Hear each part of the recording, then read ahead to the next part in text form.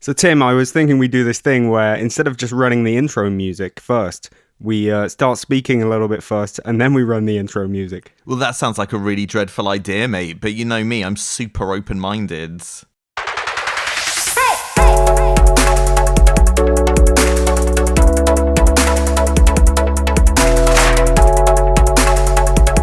Welcome to Appetite for Production, a message in a bottle for someone who knows what a multiband transient shaper is. And what actually is Appetite for Production without the metaphor? Tell me. It's a podcast about music production and music software and producer problems. What are we going to talk about today, James? We're going to be talking about monetizing your music on SoundCloud. It sounds like a non-starter. Hit me. Moby's selling more stuff. Yeah, man. He's a real philanthropist. New Isotope stuff, free and otherwise. More freebies from Isotope. Crazy Psytrance speaking synths. It's a bit early for Psytrance, bruv. And a bit of randomness from the Ableton probability pack. Oh, wow. How random. Let's get to it. Yeah, let's do it to it.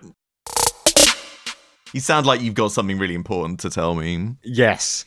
SoundCloud, Tim. You love it. Yeah, it's been there for me. SoundCloud is launching a sort of monetization thing for their Pro and Unlimited subscribers. Okay. So now I assume this is something kind of like a YouTube thing where they'll give you money back. I don't know if it means that it's going to be advert-ridden.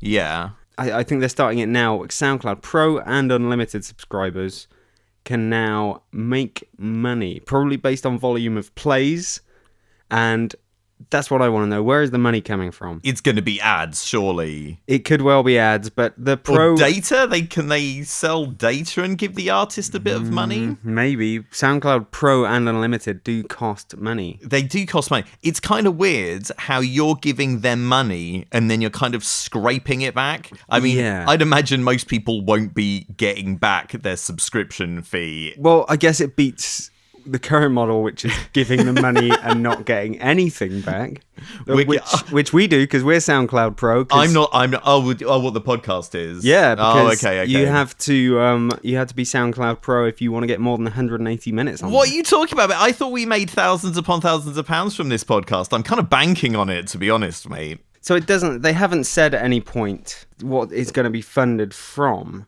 other than the billions and billions and billions that SoundCloud don't have. Yeah. They're not exactly, they are the embattled SoundCloud. So where is this going to come from? It must be ads, surely. That's the only way I can see this working, actually. It's not ads, but because of this, more people will sign up to £72 a year pro subscription in the blinkered belief that they're going to get hundreds back. And it's more of an aspirational thing. Yeah, I guess. I mean, it's kind of like gambling on your own abilities to make music that people want to listen to, which I guess is kind of exciting. I mean, it's certainly better than like going down the bookies or something. Yeah, it's better than gambling on what is basically random chance. Yeah. Well, maybe you're a real shit hot producer and everything. You've got some hot tracks that people are going to want to hear, and maybe in that case, you figure maybe you'll get some tunes that'll get millions of plays. I don't know, maybe then it becomes worthwhile. Can I pay a subscription to SoundCloud and benefit from other people's plays? I don't think so it can works I like that, attach myself to like Kendrick Lamar and say, okay, well, I'm paying for Kendrick's pro subscription, so give me all his money. Well, maybe that's something you could work out with Kendrick privately, but I'm sure he's really busy, to be honest, mate. I don't know. I mean, it's kind of interesting, I guess, but...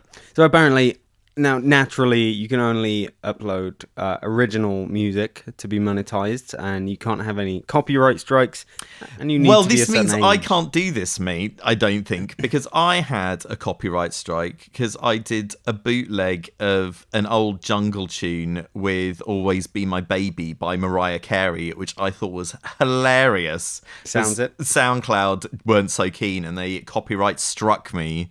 So, no millions for Timmy. Yeah, well, I guess you deserve it. Do you know what? I really, really do. This is sort of hot on the heels of Spotify saying they're going to let people upload Yeah, to man. Spotify, and now SoundCloud saying they're going to let you have a bit of money. The two sort of seem to be coming closer together. Well, presumably, if you upload your stuff to Spotify, they like pay you if it gets paid, I guess. Mm-hmm. And I don't think you have to pay anything to be. Yeah, you don't have to pay anything to be a Spotify validated artist or whatever. So. Not in this new sort of program, yeah. So yeah. I know, it's looking bad for Spotify, mate, which is a shame, because... Is it looking bad for Spotify, or is it looking bad for SoundCloud? It's looking bad for SoundCloud. It's looking amazing for Spotify. Well, I don't know. I don't think they actually make any money. I don't think they make any money. It's looking real bad for everybody apart from YouTube, isn't it? Well, I guess so, yeah. Have you tried their music app?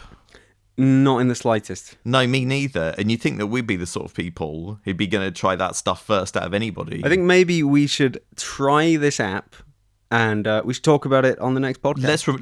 Let's try and report back. I don't have to pay any money though, so we'll see if there's a free trial or something. As someone who doesn't know what the app is all about at all, it lets you play YouTube videos when YouTube isn't the app open, mate. Oh, how wow. about that? That is incredible. Something that it used to do for free. And it's only a limited selection of YouTube videos. I don't know. I think if you have like YouTube Red, you can just watch any YouTube video in the background. I don't know. Oh, so those three guys who have YouTube Red. Yeah, they're loving it. They're loving its functionality. Yeah, hell yeah. If you look at YouTube, there's complaints from the amount of money that the creators actually make. When you look at Spotify, there are complaints from the artists and that the company's not doing good. SoundCloud, there are claims that the company's not doing good. Netflix is technically the only thing that's doing well as far as I'm aware. Can I put my tunes on Netflix? Because I think that would really help. No. Oh. And Amazon Prime Video is absolutely god-awful in every country. Mm-hmm. But you're technically paying far less than that because a lot of people have a Prime subscription anyway. It's... I don't know. No one's figured this out yet. Maybe what we should do is check this out. Mm-hmm. We emblazon every, let's say, a collection of songs such as an album onto a physical plastic disc. What? And we distribute those physical plastic discs to shops. And people can go to the shops or order them online, buy the physical plastic discs. Yeah. And we do it that way so people get a fairer shot at the money. Yeah, that's pretty crazy, man. I mean, would people really want to listen to music in a physical format? I don't know. Actually, recently I saw someone making the case that we should all just move back to MySpace. Well, yeah. With all this Facebook crap, I think MySpace could make a comeback. If they tried. Do you know, I'd be totally down with that if that happened. Like an advertising campaign that says, Tom never forgot you. Yeah. And everyone's just like, oh yeah, let's use this sort of 10-year-old system, which is, sure, it's got its problems, but it's a bit more genuine and a bit less sort of horrible data harvesting thing. Yeah, also, I want to have like a load of HTML nonsense on a page and like animated GIFs and stuff. Yeah, and everything. That stuff was cool, man. Bunnies spinning around and stuff. Pirouetting forest animals. Yes, and MySpace at least turned into what was basically a music platform by the end. Yeah. So if they could just monetize MySpace, I mean, like the thing is, it's the money that's the problem. I would like it if there was somewhere where I could just put all my music stuff and everything and say, look, here it is, and not have to worry about it disappearing. Because that's kind of not Spotify, that's kind of SoundCloud at the moment. But you just think, what if SoundCloud disappears? Then I don't have any. I think that's true for a lot of people. If your SoundCloud's gone, then you basically don't have any kind of presence at all, apart from maybe like a Twitter account or something. Yeah, it's tough. I mean, MySpace was that you would upload playlists and albums and EPs and stuff like that, and it had that social aspect. SoundCloud doesn't have a social aspect. I kind of thank God for that, because that would make it terrible. But let's see what happens. Everyone sort of tries to put a little social ridiculousness like Spotify and like connect with your friends. Like, I don't want to know what my friends are listening to. They all have awful taste. No, I like that about Spotify. It makes me feel good when I see somebody listening to something embarrassing. But sometimes I won't want to listen to something really embarrassing because I know that people can see it. I don't know. Brave New World. Let's keep track of it. Yeah, I think we will. I really do want to go back to MySpace so I can leave you out of my top 8 friends, by the way. And like have the 8th one as like, I don't know, like Procter and Gamble or something. Yeah, I mean, fuck you. Burn! Oh.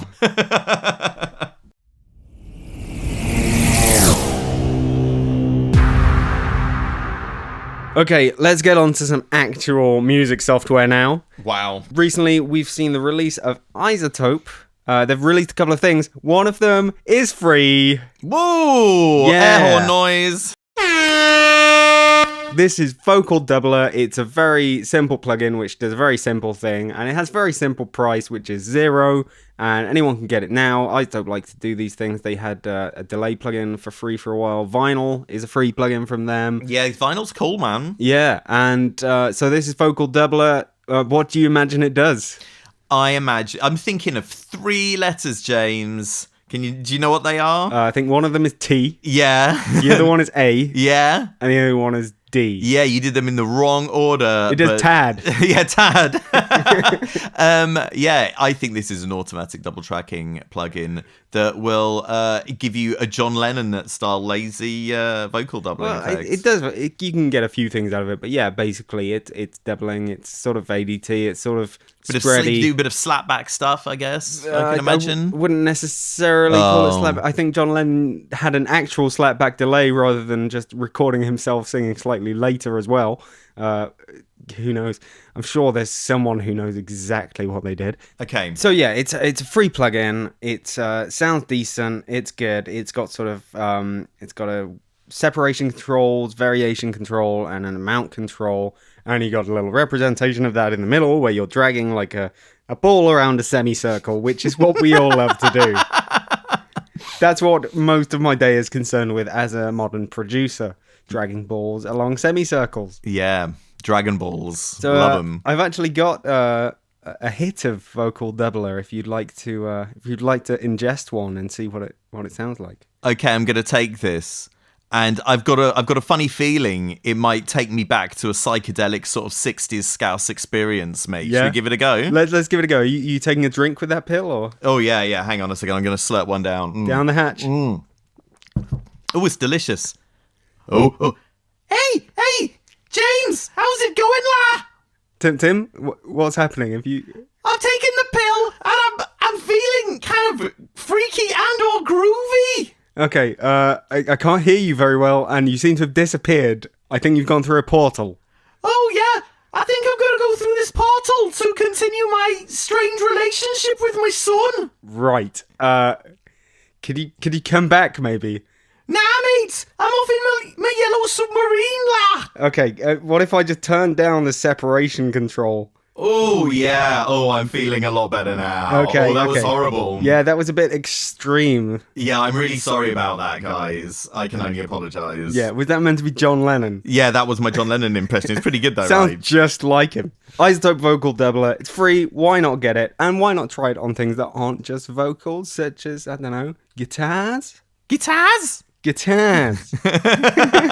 Let's stop doing these really horrible impressions. Okay, let's move on to another iZotope release. Why have they released the Vocal Doubler, James? It doesn't seem to be a coincidence, does it? Yeah, well, it seems like it was all just schmoozing us up for the release of iZotope Nectar 3.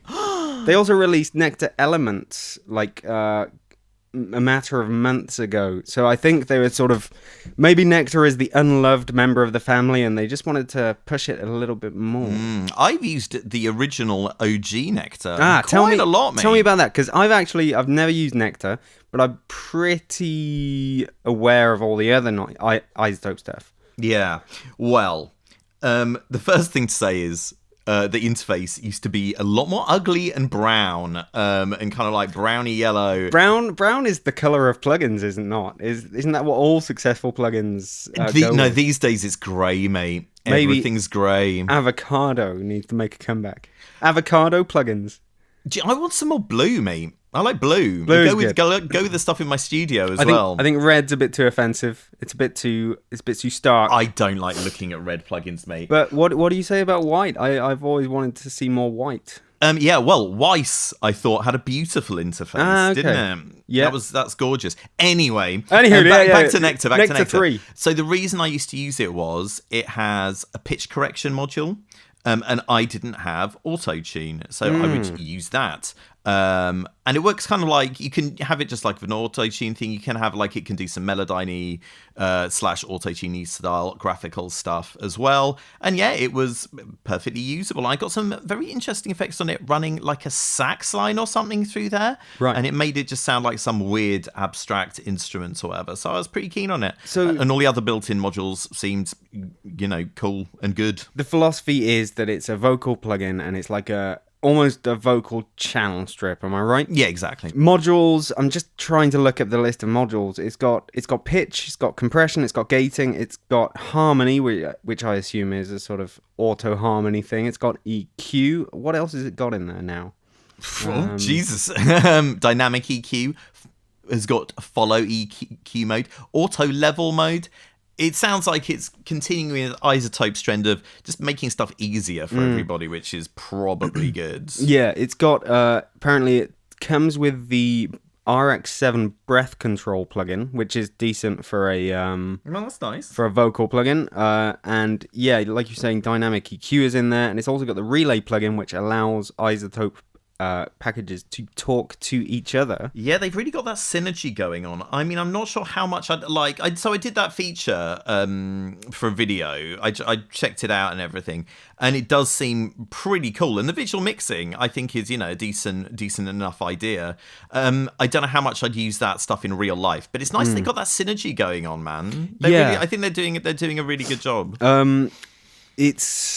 They've also got this assistant thing, which is basically just like you get in Neutron and now RX and now Nectar, where you can sort of click the assistant and it will analyze and come up with suggestions, and then you can tweak those suggestions. And that's all great, but here's the problem. Looking at Nectar 3, I'm starting to realize that they're all looking very, very similar. Yeah, man, they're all grey. Not grey just with little bits of colour. Not just the greyness, but the layout and how you've got the module chain on top, and they all look very similar. You've got the meters to the right. What's the problem? Well, standardization, bruv, innit? Neutron and Ozone also look like that. So you got Nectar, Neutron, and Ozone all looking very much the same. I'm sure they're doing different processing and everything, but I would want a slightly different sort of setup, because psychologically it makes you think, well, I got this thing, and then I've got this thing which looks exactly the same but does different stuff, and I've got this thing which looks exactly the same and does different stuff. That's where I'm starting to come down on this, because you think it should all be in one thing. I know it sounds bad. No, I'm not. I think it should be in separate things, but for the sake of it, the interfaces should be laid out differently. And I know that sounds ridiculous. No, that's insanity, James. And aesthetically minded, but when three things look the same but do different things, but they look the same, I think this is your own psychological issue, and I think any reasonable human would love the standardization.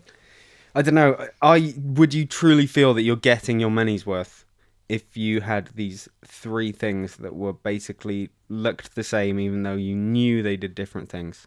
I tell you what, mate, I much prefer the interfaces now than how they used to look. I'd prefer this to be a sort of, channel strip. Actually, do you know what? I think the look peaked with maybe like Ozone 5 or 6. Uh-huh. They do kind of look a bit bland now. How can we solve this problem, James? I don't know. I feel like an idiot saying... Well, you should. Did I just say, for the sake of it, change the interface? Nah, I'm going to disagree. Just for differentiation. Anyway, those are our opinions. Wow, these are really strong opinions. This is a hill that I'm prepared to die on, by the way, mate, so watch out.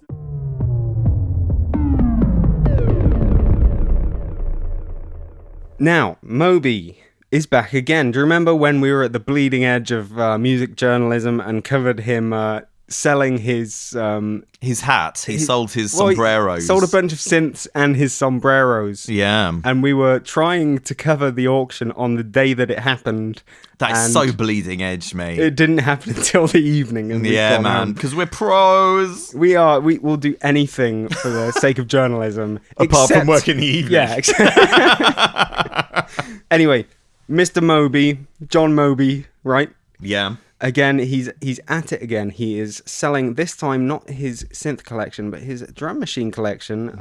Close to 200 drum machines. No one man needs that many drum machines. Yeah, mate. it makes you wonder how he gathered all those drum machines. Maybe he just did it when they're probably in his mum's loft, mate. Do you know what I mean? Yeah, she's a notorious beat maker. So are you suggesting that he stole these drum machines? I'm not suggesting anything. Anyway, again, the proceeds for this auction will go to the Physicians Committee for Responsible Medicine, because so many of us have woken from major surgery to find a pair of sunglasses lodged in our abdomen. Oh, man. So it's good to make sure that the doctors and physicians are just generally responsible. So good to see Moby taking care of things like that. Yeah, man. I mean, he's giving up his drum sounds for American people to have their tubes snipped properly. So yeah, fair enough. So he's offered a little quote. He's doing this, by the way, on Reverb, on the Reverb shop, and it's already mostly happened. A lot of them are sold. Let me just give you a bit of background from John Moby himself. He says, "I've always been a little obsessed with drum machines. In fact, man, you're making me cry, James. In fact, I've always been a lot obsessed with drum machines. Oh, man. Over the years, I presumptuously believe that I have come up with the largest collection of analog drum machines in the world." Let me stop you right there, Moby. If you've got the premier collection of drum machines in the world, why have you not been meticulously sampling them for the good of humanity? Yeah. If you're so good, yeah, quote unquote. Well, what do you say to that, Moby? Take a listen to this. He says, "There are hundreds of them, and I loved each and every one of them. I hope that if you buy them, you love them as much as I did. Oh, man, I see. Please take care of my babies." Now, what kind of monster would sell his babies? That he supposedly loves. Yeah. Moby is an evil man, I think it's fair enough to say. What do you say? Yeah, I think I don't want any part of this auction. Okay. Well, you can play the not devil's advocate. But of course, I'm taking the piss. Let's go and browse through the official Moby shop on reverb.com and have a look at what's still there. Now, the things that are still there appear at the top. You have things like the Korg Mini Pops SR120. Non-functioning Korg Mini Pops, but the Mini Pops was a cool sort of pre-CR drum machine, I believe, Japanese thingy. Nomad Time Tuner, Multivox FR8L Rhythm. I don't know what any of these things are, mate. No, me neither, but I'm perfectly happy to pretend that I do. What about skateboards? You can hit that on something and make a drum sound. Yeah, true. Electric Flipper pinball game. That's like a real cheap pinball game, and it's 450 quid. Now, I'm no expert in drum machines, but a lot of these have very funny names. Like the Nomad Time Tapper. Yeah, sick. I do love tapping time. Yeah, man. Oh, this Alesis MMT8 multi-track. I'm surprised that's so cheap and that no one's bought it. There's a non-functioning Welson Supermatic S12. Okay. I don't know what that is. Me neither, but it's got a name that is fun to say. The Welson Supermatic. Yeah. Oh, you can get his mouse pad for 40 quid. Moby's... That's a bargain. Like... He's mixing up a bunch of random things to pad out the auction. To mouse pad out the auction, mate. Yeah. A Boss DR3. It's only 75 quid, owned by Moby. Is it sold, though?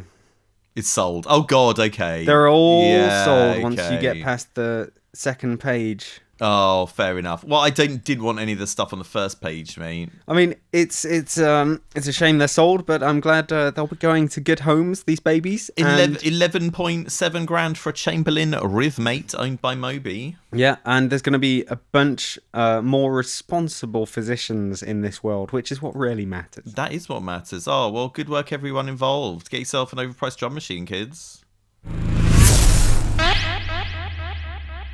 Okay, so Ableton recently released the probability pack. What is the probability? This is an interesting story, James. I think it's going to be interesting to mess with. Okay. So these are step sequences and, quote, idea generators for randomization, generative, and stuff like that. So Ableton say they are for unpredictable outcomes. You've got 5 probability modules. Melodic probability, which is a sequencer.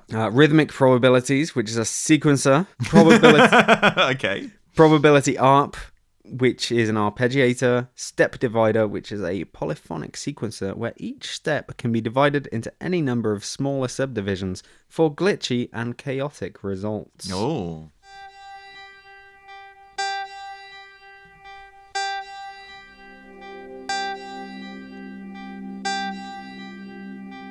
It looks like a tenorion.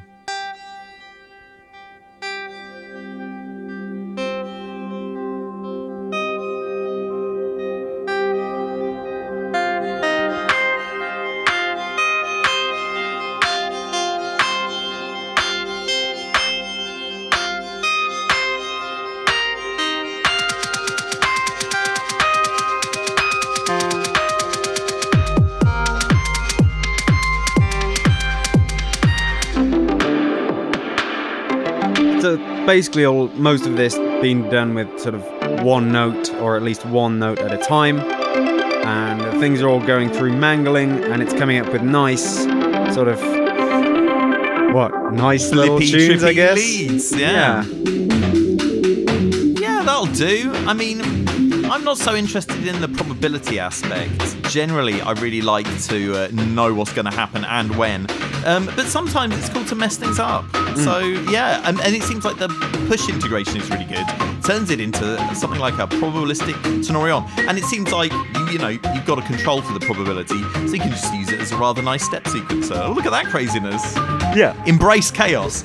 You know I embrace chaos, mate. So, yeah, why not? I mean, like, using a dedicated sequencer plugin is pretty cool to do. Often it can sort of, it's not that everything from one sequencer sounds the same, but they can get a bit samey if they're not careful with their design. Well, I think it depends on the notes you put in. And I guess if you've got a bit of randomization in there, this could be a cool tool for people to do something a little bit different. I guess one problem is always with the sort of hold length of a step. If you just put it to the basic step time, then you'll just have a sort of blippy like dun dun dun dun dun dun dun, and what you want is a few notes held for a longer time if you want something approaching a melody.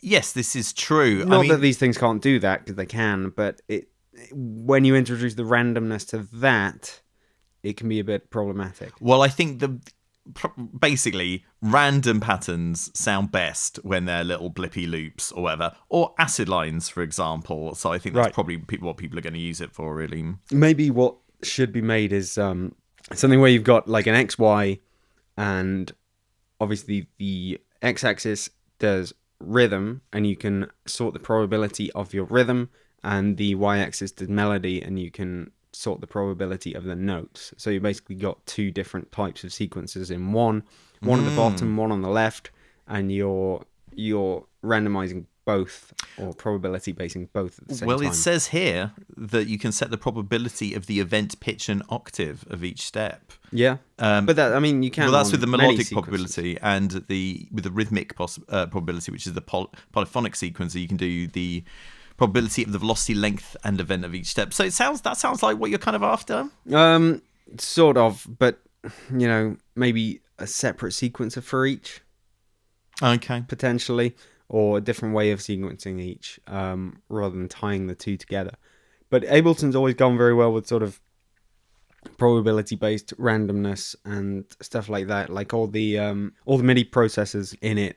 There's the chance module, for example, or the random module, and you can sort of hook that up to a lot of things and make little chains of generative goodness. So I'm sure you could make something like this on your own, add lots of little bits, but that's not the point, is it?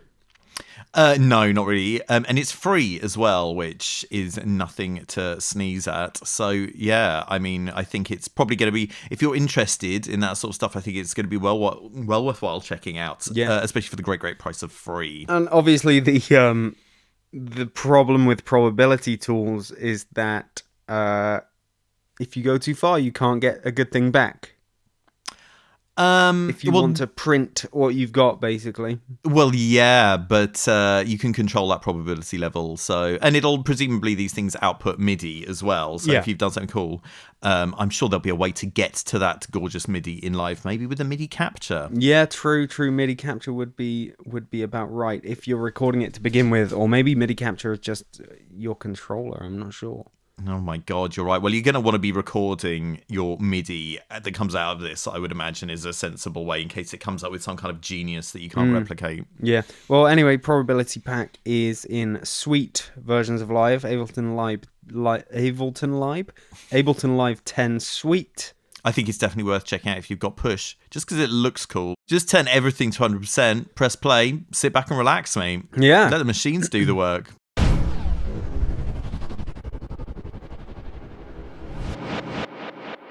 Let me introduce you to this new plugin. It is by Eplex 7 DSP. I've suffered from Eplex 7 DSP, mate, and it is a no laughing matter, let me tell you. It is called Psy Speaking Synth 1. Which is a bit oh, that's ominous. Yeah. Let's make sure there's going to be a 2. It's VST and AU, and it can also be used as an expansion library in the Eplex 7 free player, which we've all got on our... Oh, okay. Wow, I'm learning a lot today. So this is basically a bunch of Psytrance speaking synths. Mm-hmm. And it's a bit crazy, but it's crazy cool as well. Okay. And I don't think I've ever seen anything like this before. Do you want to check out the video? I really do. Let's make it happen. Already, mate. Ooh.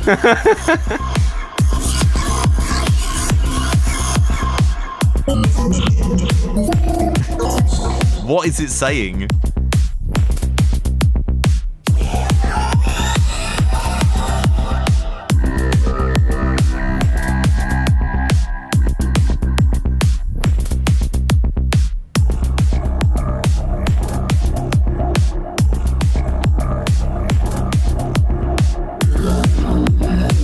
Disturbing, right? It's real disturbing. I'm trying to work out how you control it, but they don't, like, the controls seem really basic. Is this just like a sample library? I guess so. It's got a few controls.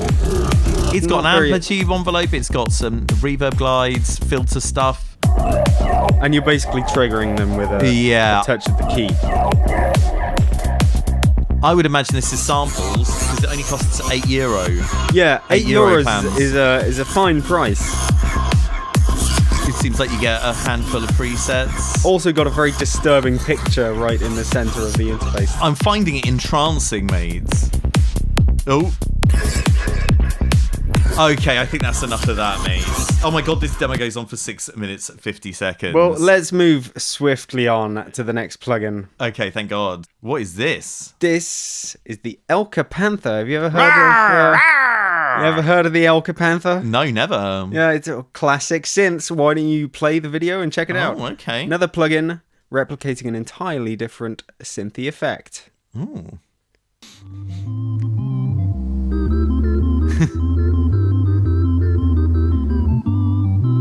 See, it's a nice change of pace. Yeah. To go from a Psytrance synth to the Elka Panther. So I'm assuming this is an instrument from the 60s, is it? Yep. Italian combo organ. Nice. Of the 60s. It's based on the Elka Panther 300 organ, also known as the Capri, don't you know? Oh, the Capri. How sporty. It's a sportier version of the bigger organs.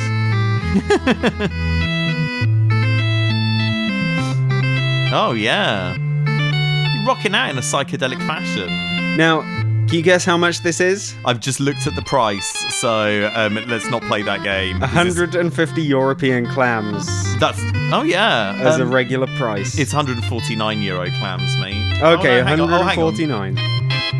Reg is okay, so it's on sale for $115, or 99 euro clams. The regular price is $173.5 or 149 euro clams. It's a bit of a saving there. Yeah.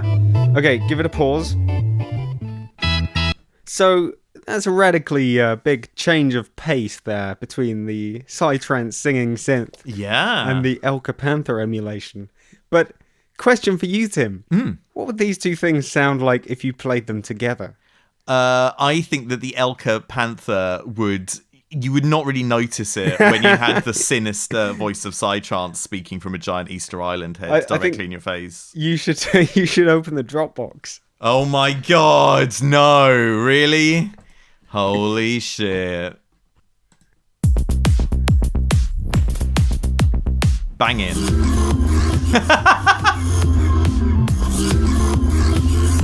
Jaunty, right? Yeah. Oh.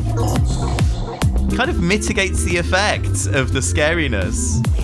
They kind of balance each other out. Now this is a mashup I can get with. So how did you make this? How did you make this? I very quickly knocked it up. Really, with the instruments? Or did you just like sample the audio from the demos? I just sampled the audio from the demos. It's banging, man.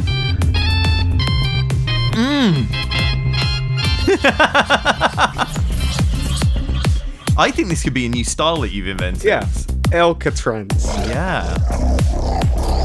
Oh, come bring the organ back, Rob. Yeah. You should be rightfully proud of this. It's a triumph.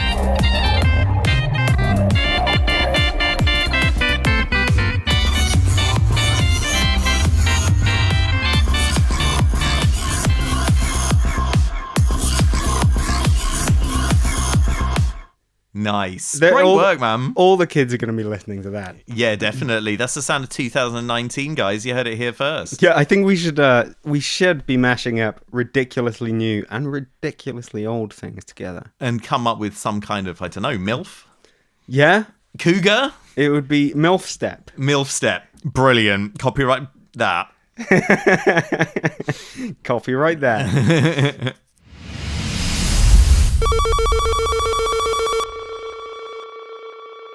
Okay, so I've played with the Roland Cloud's new JX3P, James.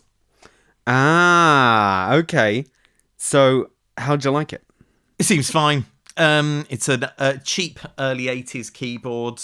They'd started to incorporate some digital elements, but it was predominantly analog. Yeah, it sounds cool. The main thing I noticed was you can do very fast LFO modulation of the pitch cutoff, and the sound doesn't kind of break up as much as some like other older school synths. So yeah, is that going audio rate? Audio rate? No, not really. But you can go a bit basically, but it's not nothing like you haven't got any crazy FM stuff in there really. But it seems cool. There's some alright patches in there, but it's kind of a basic older synth. It's kind of like I think it's got something like one oscillator or something, but there is some. It makes nice sounds, nice pads. So yeah, especially if you're into your older school techno sounds. You do love your Roland pads. I really do, mate. So yeah, if you're like me and you like a nice smooth Roland pad, this is one to check out. I think I'm also heavily into pads. I think you and I should do a pad workshop. The Padcast. Yeah, sounds good. Tim, would you like to explain what we're about to do? We're about to do an incredibly scientific test of 4 major soundware providers. Now, what's the rationale behind this? What were you doing in the last couple of weeks that...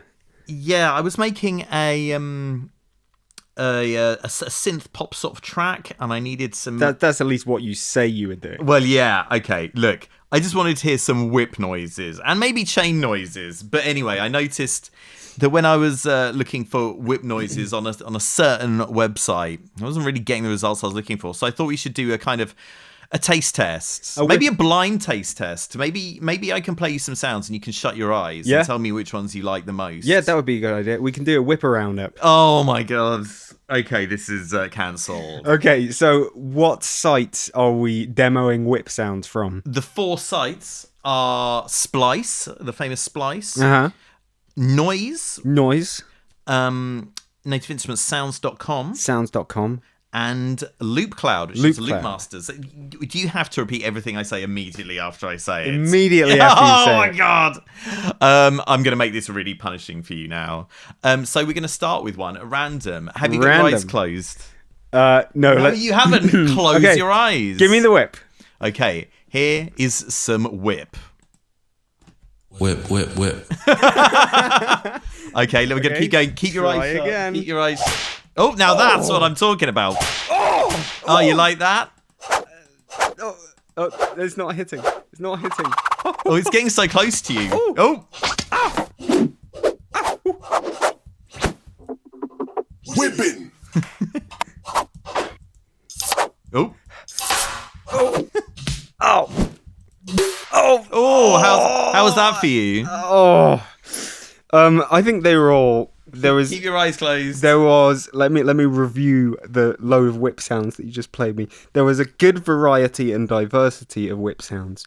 The ones that hit the target, as it were, on my bare legs, were impactful and.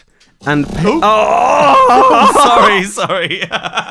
That was an accident. And painful enough to provide spice in a track. I would have expected a lot less from searching a random sample library for whip sounds. I'm giving all of those the thumbs up, and the range as a whole a thumbs up. So how, if you had to score out of 10?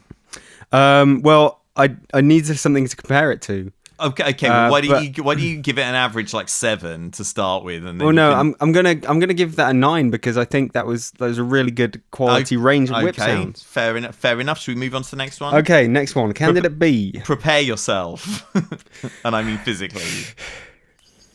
Oh.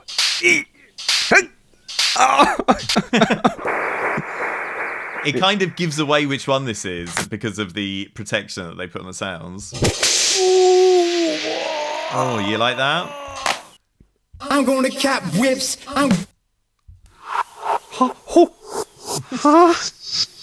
Nah.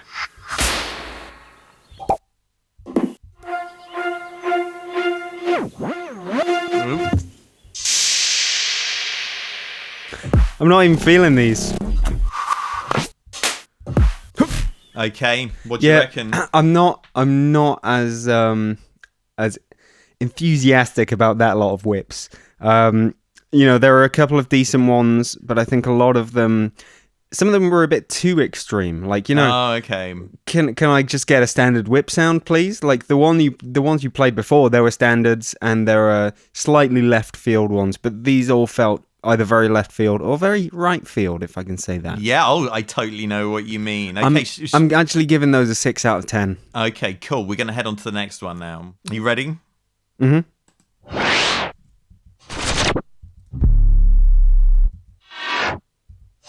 I can't even feel these.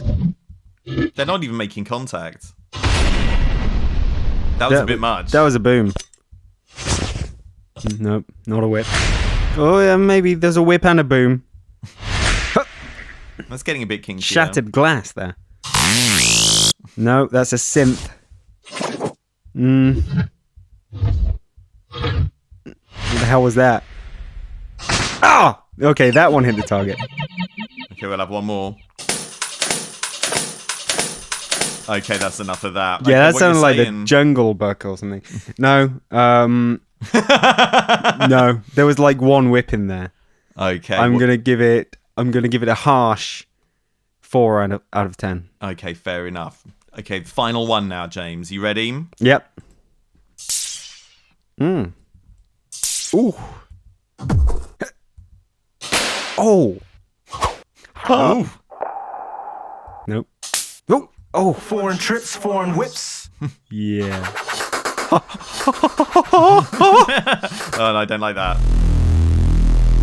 That's not a whip. Sounds like suction cups.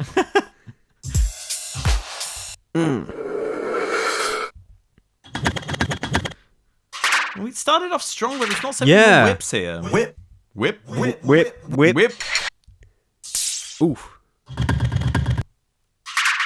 No. Okay, I think that's enough. Well, yeah, there were a few relevant ones at the start. So not a huge collection, but there were some actual whips there. I'm going to give that one a solid 7 out of 10. Okay. So would you like to have it revealed to you what they were? I think you should just reveal to me the top one. Okay. Well, the top one was Splice, believe it or not. Oh, okay. That I liked all those whips. You can take those on me any time of day. Okay. Yeah, there's a lot of varied material out there, but yeah, definitely the Splice ones that you played me first, that was some good whipping. Okay, well, Splice is the winner today. Well and truly whipped. Tim, have you enjoyed learning about the latest and greatest music software? It's been entertaining to a mild degree. I don't feel like I've really learned anything that's going to change my life. You've been clutching a hot water bottle throughout this entire episode, haven't you? That's because British Gas have left me without gas for a week. And I looked up at what their profits were last year. A mere £500 million, mate. Okay, I think everything's working out well in the world. Yeah, things are definitely going in the right direction, mate. So, well, if we're still alive in 2 weeks' time, we'll catch you for another episode of Appetite for Production. Remember to scavenge hard, citizens.